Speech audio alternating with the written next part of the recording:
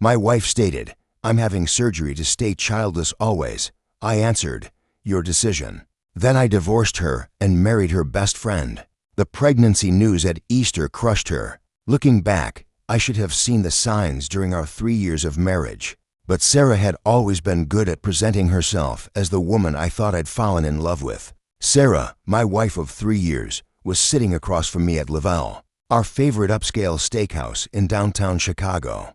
The place she always loved for its soft lighting and the way her colleagues would notice her sophistication. I could barely process what she had just said. Hysterectomy, permanently childless. And she said it as casually as if she were switching our cable package. I'm Alex, 34, an urban architect specializing in sustainable building design, with a modest office in River North. Sarah had just finished her internal medicine residency at Northwestern Memorial Hospital, and for years I thought we were building a life together that made sense, carefully planned, methodical, filled with dreams of a family we'd discuss while choosing baby names or touring school districts. I had thought everything was aligned between us, but this revelation shattered that illusion. We had talked about children extensively during our engagement. Sarah had said she wanted 2, maybe 3. I had nodded along, believing her, imagining nursery rooms, weekend hikes with kids in tow, and the kind of household that carried laughter from the kitchen into every corner of the home. Everything was calculated: the mortgage, her loan repayments, the vacation calendar. And now, sitting across from her, all of it felt like smoke slipping through my fingers. I asked her, trying to keep my voice steady, "When did you decide this?" She looked down at her barely touched plate, as if it contained the answers to the universe. "Over the past few months," she admitted. "I've been seeing a therapist, working through my feelings about motherhood. I realized I was only saying I wanted kids because that's what I thought people expected." I sat back, sipping the champagne I had ordered to celebrate us, feeling the bitter tang of betrayal. "Your body, your choice," I said quietly, almost mechanically. She blinked at me, expecting an argument, a plea, a fight. But there was none. I couldn't fight for a family she had already decided she didn't want. "If this is what you've decided, then I accept that. But we need to discuss what that means for us." Sarah looked confused, almost as if she couldn't comprehend the gravity of my words. "What do you mean?" I put down my glass and exhaled slowly. "I married you because I thought we wanted the same things. If we don't, maybe we're not as compatible as I believed." This marriage was built on the foundation of a shared future, one that included children. If that foundation is gone, then so is the path we were walking together. She said nothing, staring at the table as the weight of the conversation settled between us. The rest of the evening passed in a strange silence, punctuated by polite small talk about her residency stress and my latest urban design project in Logan Square. I could barely eat, each bite tasting of loss. When we finally left, walking to the parking garage under the muted glow of street lamps, I realized that the life I had imagined, the nursery, the weekend family trips, the celebrations, was no longer ours to claim. That night, while Sarah worked another 12-hour shift at the hospital, I sat alone in our condo in Lakeview, staring at the drafting table where I had sketched out plans for a nursery. My mind raced. 3 years of marriage, 5 years together, countless conversations about a shared future, and none of it had been real. I picked up my phone and called my brother, Ryan, a divorce attorney based in Chicago. "I need to end my marriage." "Immediately," I said, my voice firm but tinged with disbelief. "Alex, what happened?" Ryan asked, concern etched in every word. I told him the story, each detail feeling heavier as I recounted the evening, the casual revelation, the betrayal I had never seen coming. Sarah decided she never wanted children, and she waited for the perfect moment, our anniversary dinner, to tell me, I said. Gripping the edge of my drafting table, Ryan paused, then said, "In Illinois, that's grounds for irreconcilable differences. Colorado may be a no-fault state, but Illinois will treat this similarly. The process should be straightforward if you handle it right." I nodded, though the weight of reality pressed down on me. By sunrise, I had already begun reclaiming my life. The joint investment accounts were emptied, and I had packed my tools, sketches, and everything that belonged to me. The condo felt hollow, a reminder of dreams that had never truly existed. But even as I left, I felt no vindictiveness. I was taking only what I had built, what I had brought into the marriage, what represented my own vision for the future. I left a note, carefully worded after 3 drafts, saying, "Sarah, your decision is yours alone. I respect that, but the continuation of this marriage is mine to choose, and I am choosing to end it." By the time she returned from the hospital, our home was half empty, the echo of absence filling every room.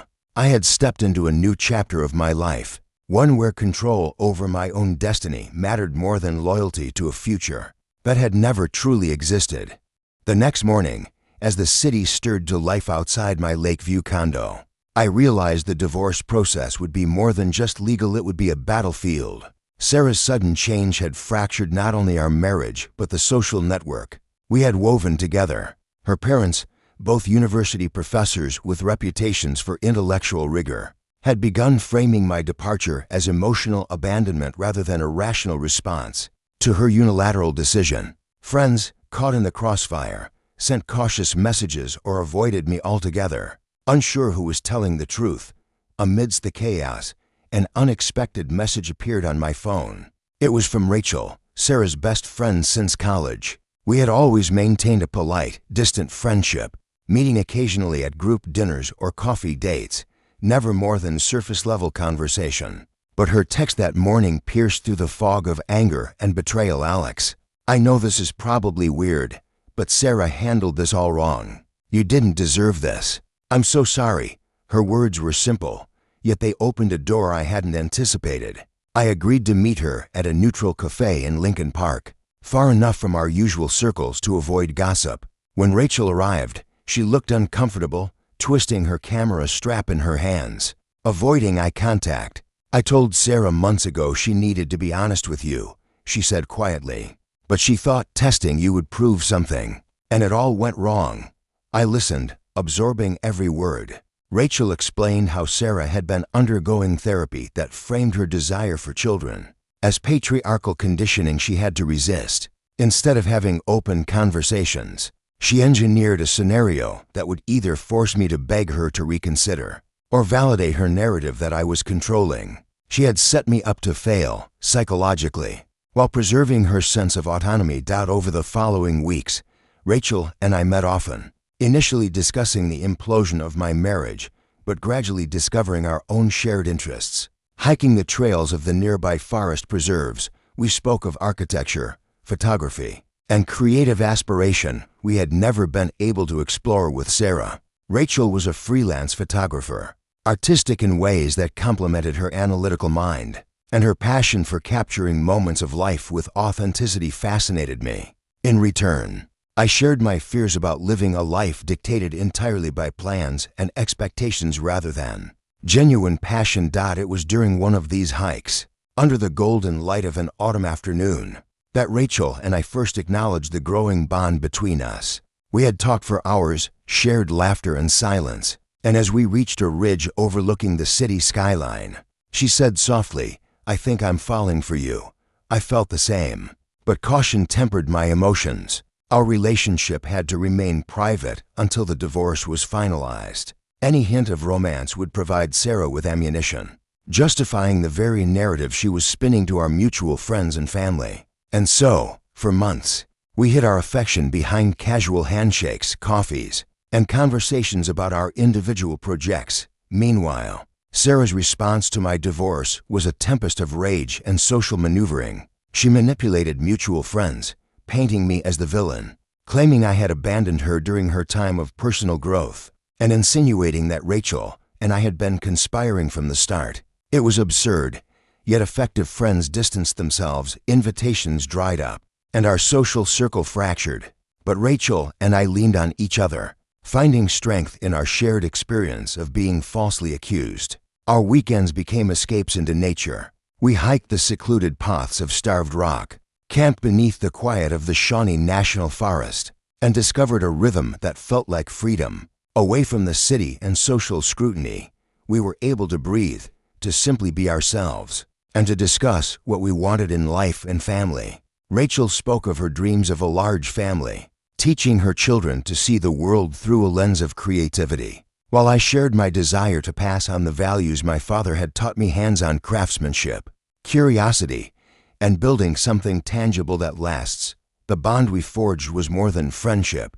It was alignment of values and vision. Rachel understood the pain of a life constrained by others' expectations, just as I had lived through years of misplaced loyalty to a future that never truly existed. In the quiet of those hikes, the tension of betrayal and social fallout began to fade, replaced by a mutual understanding that what we were building together was real, intentional, and deeply wanted. Then, one night, during a 3-day backpacking trip in the Indiana dunes, a sudden storm forced us to share the tiny tent we had set up. Rain pelted the canvas, the world outside disappearing into gray sheets of water. Huddled together, we spoke in whispers, hearts racing not from fear but from closeness. Rachel's voice trembled. "I think I love you," she admitted, the words barely audible above the patter of rain. I felt the weight lift from my chest. "I love you too," I whispered back, and that was it, an undeniable shift. The world outside the tent had lost its power over us. The divorce papers, the social alienation, and Sarah's schemes were all secondary to the life we could now begin to build together. From that night onward, our relationship grew quietly, deliberately. Every encounter, every coffee, every hike was a testament to patience and discretion. We allowed our bond to deepen without the pressure of the outside world, knowing that once the divorce was final, we could step into a new life without the shadows of the past shaping our future. 6 months later, the divorce was finalized. Rachel and I had been dating quietly, carefully shielding our growing relationship from Sarah's prying eyes. I proposed during a sunrise hike to Mount Mitchell, the highest peak in North Carolina, the mist curling around us like a private blessing. She said yes before I even finished the question. Our wedding was intimate, a small gathering at a local botanical garden, officiated by a close friend, with only a handful of witnesses. There was no grand spectacle, no performative displays, just sincerity, commitment, and a shared understanding that we were building a life together grounded in truth and love. After the ceremony, we moved into a modest house near Asheville, converting the spare room into a combined photography studio and woodworking space. It became a symbolic center of our lives, merging our passions into one shared vision. I would spend hours sanding crib rails and assembling furniture with the skills my father had passed down to me, while Rachel documented every moment, creating a visual legacy that our children could cherish. The house, filled with sunlight and warmth, became a sanctuary from the chaos Sarah had left behind. 2 months after our wedding, Rachel discovered she was pregnant with twins. The news was shared with family during an Easter brunch at her grandmother's sprawling home. She had prepared a photo album chronicling our wedding, our studio, and the ultrasound images of the twins. The room was filled with laughter and tears of joy as Rachel turned each page, culminating in the revelation that we were expecting Emma and Lucas. Family members embraced us, congratulating and celebrating the new chapter of our lives.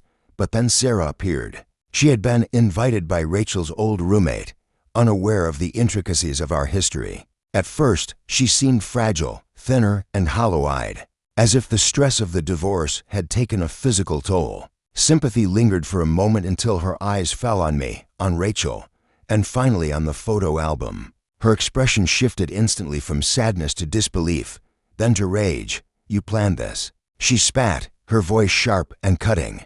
The room fell silent, all eyes on her. "You manipulated everything from the start." Rachel closed the album calmly, standing tall. "Sarah, Jake, and I did not begin anything until after your marriage was over. Everything here is our life, our choices, and our timing. What you see is truth, not manipulation." Sarah erupted, accusing us of betrayal and deceit, attempting to grab the album, tearing several pages in a fit of hysteria. Family members rushed to restrain her, while Eleanor, a retired family court judge and Rachel's grandmother, intervened with authority. "This behavior is unacceptable," she declared. "You created a crisis, then tried to claim victimhood. It's time to step back and face reality." The chaos did little to disturb the joy of the day. Rachel's family rallied around us, helping restore the torn photos and reaffirming their support. The twins, their presence already felt in the warmth of the room, symbolized the life we were building, one founded on honesty, respect, and shared dreams. Over the next months, Rachel's photography business flourished. The story of resilience, integrity, and dedication to family resonated within the community. Clients sought her out specifically because of the care and authenticity she put into every shoot.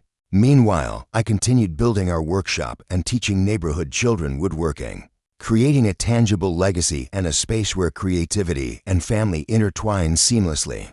Sarah eventually moved to San Francisco, starting fresh with a new residency, attempting to leave behind the drama she had created. From time to time, I would glance toward her old neighborhood, now occupied by young families. Rachel, observing my curiosity, would smile gently. She gave us the greatest gift imaginable.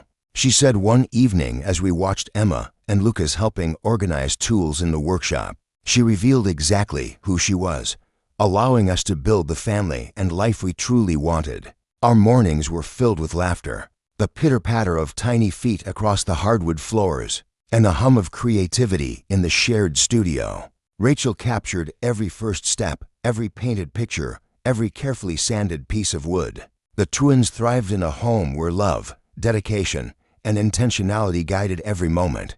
And as they grew, the life we had crafted together after the storm of betrayal, manipulation, and heartbreak stood as a testament to resilience, truth, and the power of choosing wisely whom to build your future with. In the quiet evenings, as Rachel edited photographs and I worked on new furniture, I realized that the life I had always envisioned, teaching children, creating tangible legacies, and nurturing a family grounded in love, was finally becoming reality.